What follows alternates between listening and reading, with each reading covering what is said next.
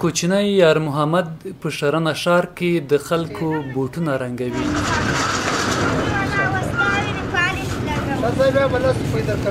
هغه زیار باسي چې خپل دغه کار په پوره اخلاص پر مخ یوسي تر څو یې له یوې خوا خپل مسؤلیت ترسره کړی وي او له بل پلوه د راتلونکي لپاره ډیر مشتریان پیدا کړي. چې سویار خو پیسې راکوي خو څه خو نه دي که پیسې نه والایم څنګه رنګوي بد کار سړی سم ورته ورنګوي بیا چې صبر راځي خوشحاله شي ګراهک به پیدا شي پسې.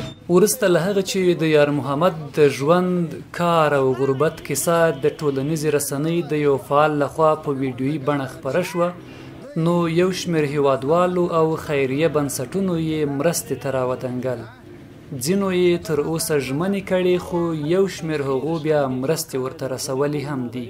تعاون خیریه بنسټ د یار محمد د کورنۍ لپاره د 6900 افغانیو په ارزښت خوراکي مواد واخیستل او د سمک په نوم یو بل خیریه بنسټ بیا د هغه د پلار لپاره د کاروبار برابرولو ژمنه کړې.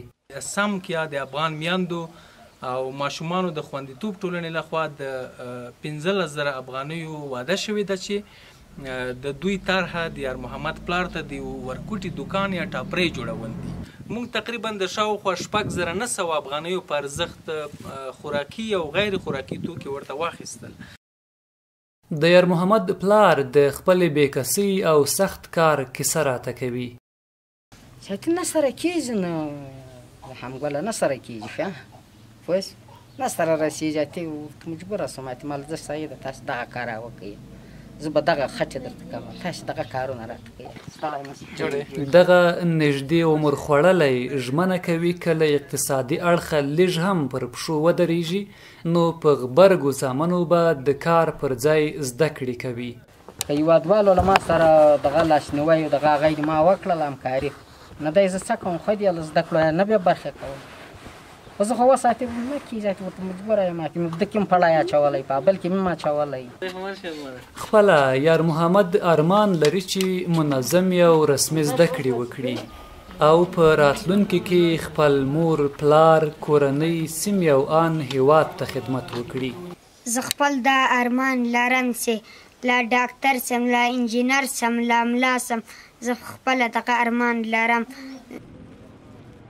روانو لسیزو جګړو په دې وروستیو کې د دولت د سیاسونو ترمنځ اوږدو او بې پایلې اختلافونو او کورونا وژونکې ناروغۍ سلګونه زره هیوادوال د پلوی ټک ته کېنولي دي. پر ټول هیواد یې د غربت او ناچارۍ سیوری غوړولی او په زیات شمېر ماشومان یې د زده کړو پر ځای سخت او شاقه کارونو ته مجبور کړي دي. جمال الدین الهام، میلمه راډیو، پکتیکا.